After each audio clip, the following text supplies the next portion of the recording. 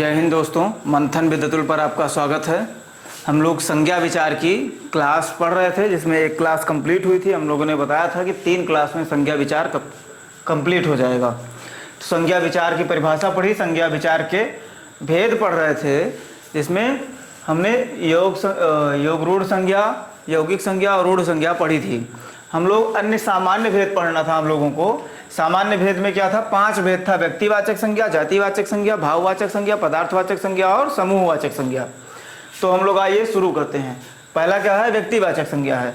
व्यक्तिवाचक संज्ञा क्या है? ऐसा संज्ञा पद जिसके द्वारा एक ही व्यक्ति वस्तु स्थान के नाम का बोध हो। जहाँ सिर्फ एक व्यक्ति वस्तु का स्थान का नाम बोध होगा, वहाँ व्यक्तिवाचक संज्ञा होगी, उसे व्यक्तिवाचक संज्ञा कहते हैं। अच्छा, जैसे प्रयागराज या अखिलेश, सरस्वती इत्यादि। इसमें कुछ मुख्य तथ्य हैं, उन तथ्यों को देखेंगे। जैसे व्यक्तिवाचक संज्ञा पद नस्वर होते हैं। दूसरा है व्यक्तिवाचक संज्ञा पद का परिवर्तन नहीं किया जा सकता, यानी प्रयागराज का कोई परिवर्तन नहीं होगा, अखिलेश का कोई परिवर्तन नहीं होगा। ऐसे ही व्यक्तिवाचक संज्ञा पद का बहुवचन नहीं बनाया जा सकता। अब प्रयागराज है तो प्रयागराज का प्रयागराजों या प्रयागराजे कुछ नहीं कर सकते हैं, इसमें बहुवचन नहीं है, सदैव एक वचन में होती है, यह हमेशा एक वचन में होती है। तो व्यक्तिवाचक संज्ञा में कुछ व्यक्तिवाचक संज्ञाएं क्या होंगी? जैसे व्यक्तियों के नाम शंकर, कमलेश, रविंद्र, राहुल, कोई भी नाम ले लीजिए। ऐसे देशों का नाम क्या है? Bharat, Japan, America, Australia, Canada. नदियों का नाम व्यक्तिवाचक संज्ञा में क्या होगा? गंगा, यमुना, घाघरा, सरयू, गोदावरी, कृष्णा। ऐसे शहरों का नाम लखनऊ, प्रयागराज, बेंगलुरु इत्यादि। धार्मिक ग्रंथों में जितना रामायण, महाभारत, पुराण, बाइबिल, कुरान इत्यादि इत्यादि। दिशाओं के नाम में पूर्व, पश्चिम, ईशान, नैऋत्य, वायव्य, आग्नेय, ऊर्ध्व। ऐसे पर्वतों का नाम क्या होगा? हिमालय, नीलगिरी, केटू। दिनों के नाम में क्या है? सोमवार, मंगलवार, बुधवार, बृहस्पतिवार, शुक्रवार, शनिवार और रविवार। ऐसे महीनों के नाम क्या होंगे? जनवरी, फरवरी, मार्च, अप्रैल, मई, जून। 12वें महीना ये, और ये चैत्र, बैसाख, ज्येष्ठ, आषाढ़, ये सब होता है। ऐसे ही है ग्रह और नक्षत्रों के नाम क्या होगा? सूर्य, चंद्रमा, शुक्र, राहु, केतु, बुध आदि। ऐसे त्योहारों के नाम होंगे व्यक्तिवाचक संज्ञा में: दीपावली, होली, ईद, दशहरा। फिर स्थानों के नाम आता है: चांदनी चौक, जंतर मंतर, गांधी मैदान, इमाम बाड़ा इत्यादि। ऐतिहासिक युद्धों के नाम भी इसी में होते हैं, जैसे चंदेरी का युद्ध, चौसा का युद्ध, भारत पाक युद्ध, पानीपत का युद्ध, अमेरिका मैसूर कर्नाटक का युद्ध इत्यादि। सामान्य भेद में दूसरा क्या था? जातिवाचक संज्ञा, यानी जिस संज्ञा पद के द्वारा किसी व्यक्ति वस्तु स्थान की जाति का बोध होता है, उसमें क्या था? व्यक्तिवाचक में जिस संज्ञा पद के द्वारा किसी व्यक्ति वस्तु स्थान का बोध होता है, इसमें स्थान की जाति का बोध होता है, उसे जातिवाचक संज्ञा कहते हैं। जैसे लड़का है, लड़की है, या घड़ी है, चिड़िया है, माता पिता है, बूढ़ा है। अब लड़का लिखा है तो लड़का से नहीं पता चलेगा कि राहुल है, कि सोहन है, कि मोहन है। लड़का एक जाति है। ऐसे ही घड़ी एक जाति है, चिड़िया एक जाति है, और माता पिता जाति हैं। अच्छा, इसमें क्या होता है?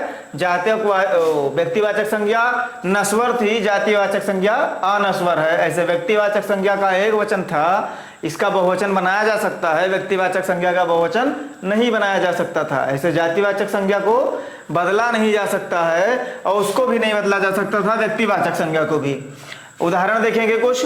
जैसे मनुष्यों की जाति होती है लड़का, लड़की, या आदमी, या औरत, या मनुष्य। मनुष्य है, उससे नहीं पता चल रहा है कि कौन है। ऐसे औरत एक जाति है, औरत में बहुत सारी औरतें हैं। ऐसे बूढ़ा एक जाति है, बूढ़ा में बहुत सारे व्यक्ति बूढ़े हो सकते हैं। ऐसे पशु पक्षियों की जाति में क्या है? गाय, गाय की कई प्रकार की जातियां होती हैं। ऐसे बकरी की कई जातियां होती हैं, उनका कोई विशेष नाम नहीं दिया है, तो ये जातिवाचक संज्ञा। जब कोई विशेष नाम दिया होता है तो व्यक्तिवाचक संज्ञा। ऐसे चिड़िया, तोता इत्यादि सब जातिवाचक संज्ञा हैं। तो और कौन कौन सी जातिवाचक संज्ञा होती हैं? जैसे वस्तुओं की जाति होती है: घड़ी, कलम, कुर्सी, मेज इत्यादि। ऐसे व्यक्तिवाचक संज्ञा में पदों की जाति होती है, जो शिक्षक, वकील, किसान, प्रोफेसर।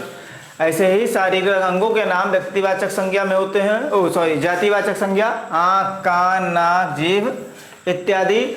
जातिवाचक संज्ञा में ही संबंधों के नाम आते हैं, जैसे भाई, बहन। भाई से पता नहीं चलेगा कि कितने भाई, नाम विशेष लेकर व्यक्तिवाचक संज्ञा हो जाता है। ऐसे संबंधों का नाम लेकर भाई, बहन या आई, चाचा, चाची बोलेंगे तो जातिवाचक संज्ञा होगा। ऐसे संबंधों के नाम में नदी, पर्वत, पहाड़, तालाब, जब स्थानों के नाम में, स्थान जब हो गए तो स्थान नदी है, नदी का नाम नहीं लिया है, नाम लिखा जाएगा तो हो गया एक व्यक्तिवाचक संज्ञा। लेकिन जब नदी कहेंगे, हम नदी के किनारे खड़े हैं, तो वो नदी के किनारा एक स्थान है।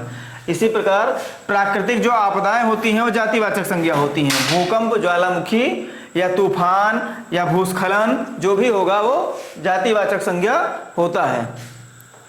अगला भेद है पदार्थवाचक संज्ञा, यानी ऐसे संज्ञा पद जिनसे किसी पदार्थ का बोध होता है या तत्व का बोध होता है उसे पदार्थवाचक संज्ञा पद कहते हैं। जैसे दूध, दही, घी, चावल, पनीर, आटा, नमक, लोहा, tin, oxygen, hydrogen, nitrogen, phosphorus, धुआं, जल आदि, ये सब होते हैं पदार्थवाचक संज्ञा। पदार्थवाचक संज्ञा में क्या होगा, ये ट्रिक कैसे है जान पाए हम। पदार्थवाचक संज्ञा के द्वारा शारीरिक क्रियाओं का संचालन होता है, यानी इनके उपयोग से हमारी शारीरिक क्रियाएं संचालित होती हैं। और पदार्थवाचक का बहुवचन नहीं बनाया जा सकता है। धुआं लिखा है तो धुआं का बहुवचन नहीं होगा, आटा का आटे नहीं कर सकते, नमक का नमको नहीं, ये अपने खुद ही बहुवचन होते हैं या एक वचन होते हैं, इनका बहुवचन नहीं बनाया जा सकता है। ऐसे पदार्थवाचक संज्ञा का माप तौल होता है, इन्हें तौला जाता है या मापा जाएगा। ये गैसीय पदार्थ की गणना किसमें होती है, पदार्थवाचक संज्ञा में होती है। जो गैसीय पदार्थ होते हैं उनकी गणना पदार्थवाचक संज्ञा में होती है। पदार्थवाचक संज्ञा अगणनीय होते हैं। अगणनीय मतलब इनकी गणना नहीं की जा सकती है। चीनी की गणना नहीं की जा सकती है, जैसे आटा की गणना नहीं की जा सकती है, नमक की गणना, इनको हम गिन नहीं सकते, यानी जिसको गिन नहीं सकते हैं उनको पदार्थवाचक संज्ञा कहते हैं। चौथा भेद है समूहवाचक संज्ञा, यानी जिन संज्ञा पदों के द्वारा वस्तुओं या प्राणियों के समूह का बोध होता है, यानी उनके इकट्ठा होने का बोध होता है, उसे हम समूहवाचक संज्ञा कहते हैं। जैसे परिवार होगा, परिवार में इकट्ठा होते हैं परिवार के सदस्य। संघ, दल, सेना भी समूहवाचक संज्ञा होती है। ऐसे कक्षा में समूह होते हैं, लड़के लड़कियों का, गुच्छा, पुंज, ढेर, श्रृंखला, ये सब समूहवाचक संज्ञा। ऐसे गुरुस, गुरुस का मतलब होता है ठोस पदार्थों का जो समूह होता है। ऐसे घौद होता है, जो केला या फलों के समूह को घौद कहते हैं। ऐसे झुंड होता है, टोली, बाजार, मेला, परिषद, मंत्रिमंडल, ये सब समूहवाचक संज्ञा के भेद होते हैं। तो हम लोगों ने 4 भेद इसके कंप्लीट किए। एक भेद हम लोगों का बचा हुआ है, एक भेद बचा हुआ है हम लोगों को भाववाचक संज्ञा, और भाववाचक संज्ञा के परिवर्तन को उसके बाद पढ़ेंगे, फिर एक चैप्टर कंप्लीट हो जाएगा। तो हम लोग नेक्स्ट क्लास में संज्ञा विचार चैप्टर को ख़त्म कर चुके होंगे या ख़त्म कर रहे होंगे, और उसके बाद एक नए चैप्टर को शुरू करेंगे। तब तक के लिए आप लोग पढ़िए, मस्त रहिए, स्वस्थ रहिए। जय हिंद।